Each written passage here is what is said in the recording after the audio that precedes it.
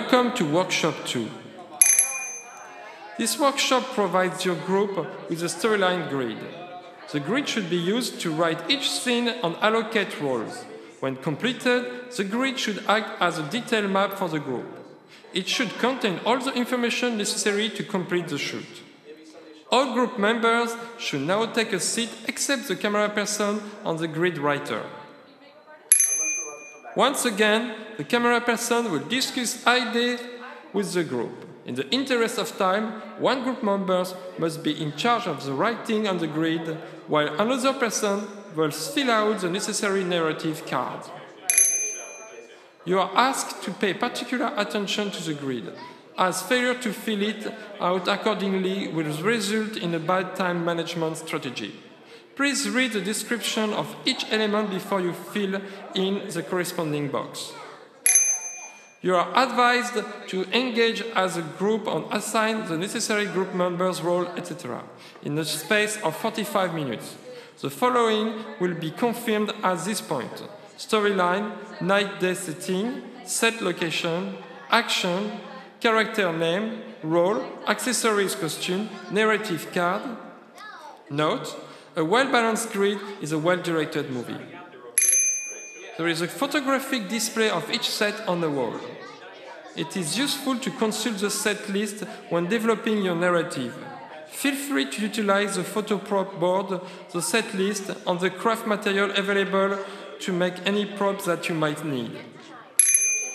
Each group will now proceed to the camera station to pick up a camera. Time limit 45 minutes. Using the grid. Storyline. Each of the 8 to 12 sentences of the storyline from Workshop 1 should be individually placed into a column box. Each sentence should represent one scene. If a particularly long sentence requires more space, you may wish to divide it in multiple boxes. When you have completed filming, your movie should essentially consist of 8 to 12 scenes. Note: the grid must be filled out horizontally. To save time, the group should designate someone to write on the grid while the camera person leads the discussion. Day and night. Determine the time of day of the scene. Set location. Choose the set in which the scene will take place. Action. This box allows you to provide a more detailed description of the action and details within the scene. The scene must reflect the sentence that it is illustrating. Work as a team to creatively tell the story. Remember, you only have 45 minutes. Character names. Determine which character will appear in each scene. The group is encouraged to be imaginative while deciding on names. Name the group member playing a role. The group must decide which member will play each role.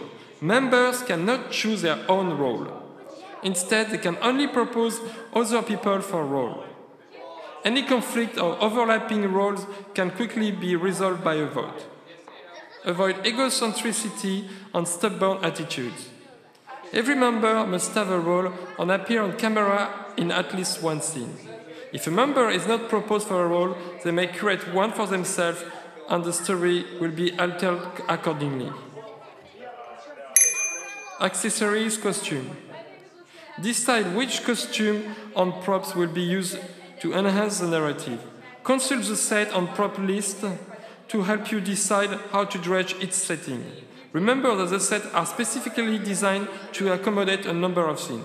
For example, the doctor's office can be transformed into a lawyer office. Narrative cards. These cards are used to create scenes transition. While the grid is being filled out, a group member should use the craft supplies to design each card. These cards are optional, but may be useful to bridge scenes or provide context. The following can be used as a guideline. The next day, in a small town, or Georgina lost mine at this point. Remember that you can also use the location photo to introduce a scene. Note: the first shot of the film must be the title card. Each film must also include credits. Moving from one workshop to the next provided some fresh energy for the group. At Workshop 2, the tasks became a little bit more technical. But don't worry, there is still a lot of fun ahead.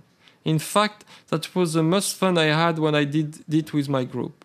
One could argue that this added fun just happened to coincide with the delivery of few cases of beer.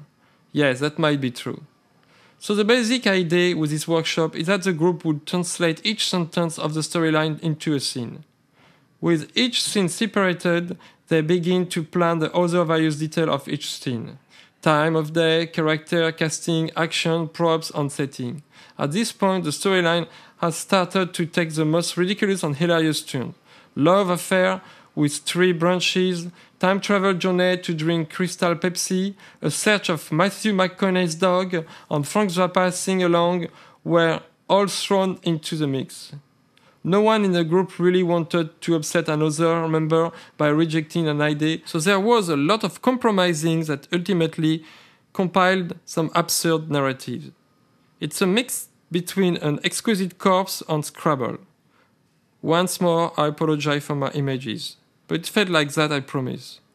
Naturally, the task of Workshop 2 forced the group to start making practical decisions.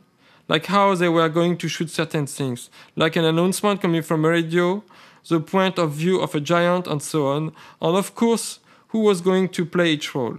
Casting is usually a process where ego comes into play.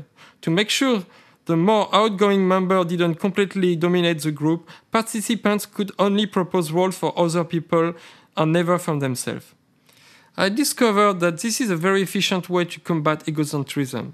Of course, it didn't always work out so fairly. Even in our group, people would break the rule and propose themselves for the less prominent part. Michael Hausman, my dear friend and renowned veteran producer, insisted on being the proctologist, and Rafi wanted to be the werewolf just because he had a beard. So we all agreed. At some point, the whole group considered to put me up front as a lead man, and I had to use all my skills in human manipulation to get me out of that trap setting for the easy disgruntled intern number 1. I convinced the majority that Miguel in Raya, our office manager, was the perfect choice to play the hitman. And he was perfect. We found out later that some group would have some real sneaky members who would secretly ask other members to propose them for a certain role. The rules are there to make the game more efficient, but they can be bent at any time. On some occasions, though, I found that disregard for the rule was too damaging to the experience. Once a young guy, probably a potential director, came with a full storyboard on a film he wanted to shoot with his 3 friends. What he did not anticipate was the fact that there were 2 other strangers added to his group at the last minute. He bypassed most of the first protocol in Workshop 1, explaining to the rest of the group that he was saving them from the burden of this work. Thank God. This young man was ruining the entire experience for the other members of his group.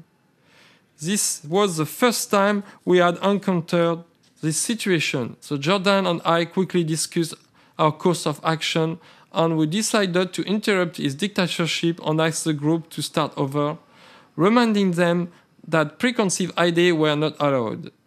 This shows how different this activity is from actual filmmaking. In film, you have to be a director to run a set. You can't let everyone step all over you with countless ideas. I mean, yes, you can listen to them, but you have to be able to say no to them. Otherwise, the film has no voice. I know, I'm contradicting the whole text that I've just written. But I tell you, this is not an exercise I practice every day of my life. On this topic, there is a good story that every filmmaker knows. John Ford was directing The Man Who Shot Liberty Valance with John Wayne and other friends.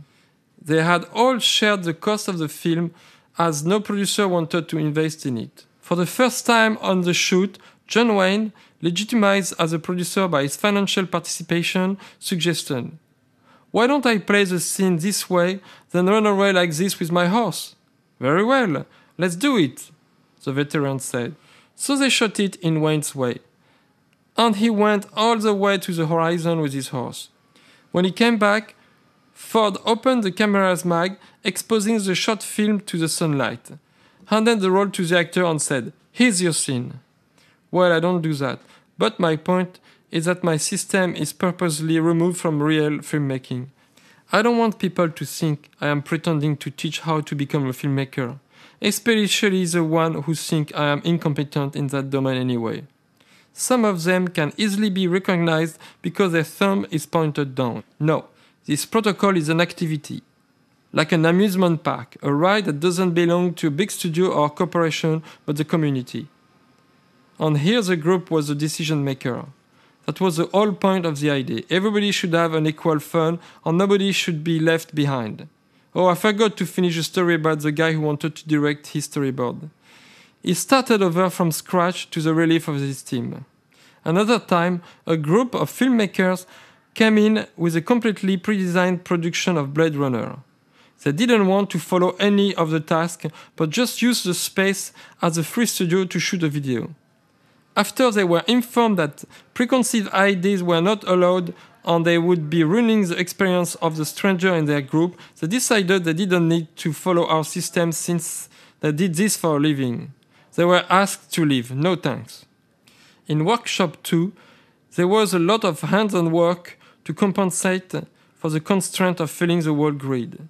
We had provided color paper, Sharpies, paint, etc. Title card had to be created.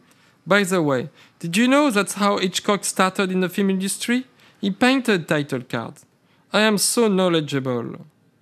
And there is this other story similar to the John Ford one.